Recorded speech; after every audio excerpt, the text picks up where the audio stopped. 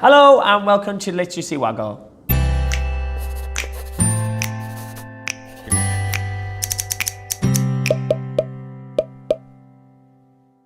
Today's focus is all about behaviour management. In this video, we will talk about the different reward schemes that you can put in place and also how we can help children who find behaviour difficult and what we can do to support them change their behaviour in a positive, enriching way. So here are our 5 top tips for behaviour management.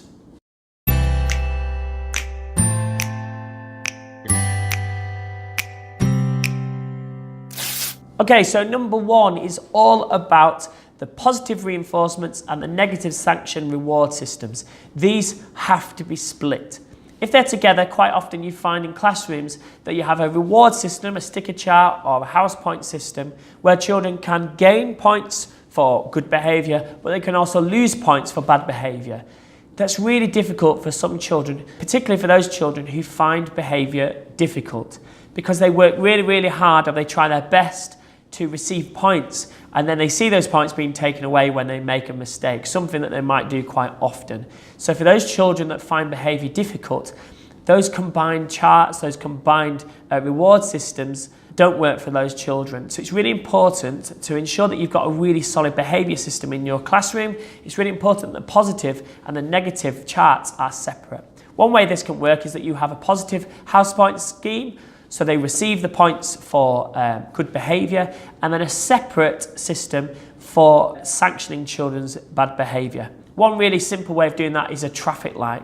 That all children can start off on the green traffic light, and while they're on the green traffic light, they can receive house points, they can receive rewards, whatever it may be. However, if a child misbehaves, they move down to the orange or amber. At this point, they can't receive any house points until they've moved back to green. So the incentive then is for the children to move back to the green traffic light so that they then can continue to receive house points. What's really important is that then they can move to the red, and that is a final warning before some form of consequence happens. And that allows children to clearly see that they are being rewarded for their good behaviour through the positive chart, and they can't lose those points, but also there is a clear sanction for that negative behaviour that you may see in the classroom. Okay, number 2 is all about having a simple behaviour chart. Quite often you see in classrooms that the charts are really long, so there's more than 5 or 6 steps to get into a certain point. For some young children, that's really difficult because they're in this new world of technology where things are instant. They need that instant reward. And so it needs to be nice and simple. Whether it be a traffic light system where there's only 3 steps or whatever system it may be, there should be really clear, quick steps to allow children to either be positively praised or, on the flip side, have those negative behaviours focused on and challenged. So a traffic light works really well because it's green, and then they move to amber and they have been given their warning, but then as soon as they move to red, they receive a consequence, whether it be some missing minutes or whatever that fits into your school's behaviour policy.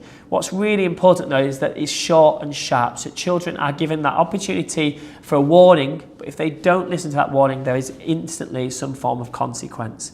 If your behaviour chart is too long, so there's too many warnings before there's any consequence, the children know that they can get away with a lot more. It's really important to set those high expectations through that behaviour chart by having short, quick steps that lead to a consequence. So the children know that if they mess around or there's any behaviour issues in the classroom, there will be consequences pretty much immediately within the lesson. Okay, tip number 3 is the balance between positive reinforcement and positive rewards and obviously those negative sanctions. There should always be more positive rewards taking place in the classroom than negatives. So you should always try and give out 3 house points or 4 house points or whatever those rewards are for every misbehaviour. If children see that you get much more attention by being good and receiving rewards, then they're much more likely to decide that that's the best way to be. If you're constantly focusing on the negative behaviour that's taking place, then the children that want that attention will realise that they get that attention through that negative behaviour. So therefore you show the children that you're more interested in the people that are doing the right thing than the wrong thing. So give out far more rewards than you do negative sanctions. Okay, tip number 4 is making behaviour a choice. Whenever you talk to children about their behaviour and about the decisions they're making, always make it about that it's their choice, it's their decision. So if they have an option of either being removed from the classroom or move to a different table or move to a different area of the classroom, make it their choice. So always try and finish your sentence with that behaviour isn't acceptable.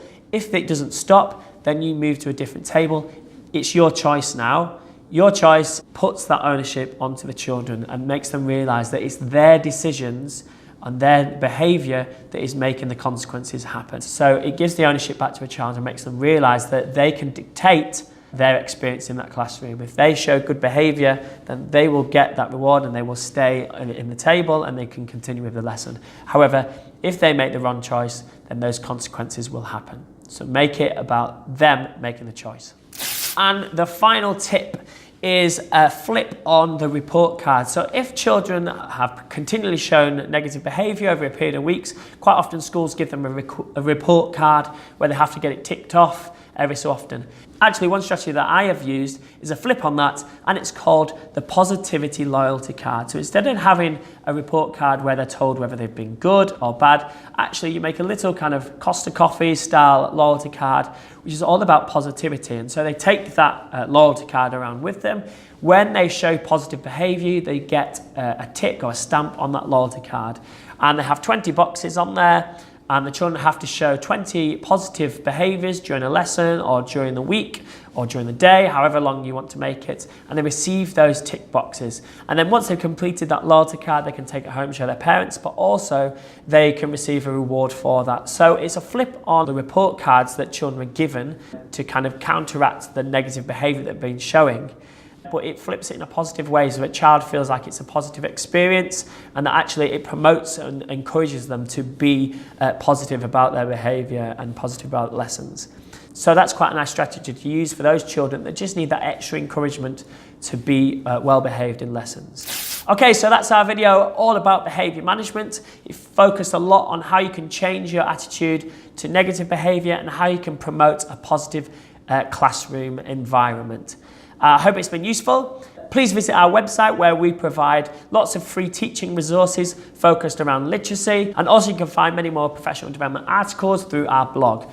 Visit us on Facebook, Twitter and Instagram for updates on everything from our videos to our website updates, and also subscribe to our YouTube channel just here where we upload weekly lots of professional development videos about teaching and learning. Enjoy.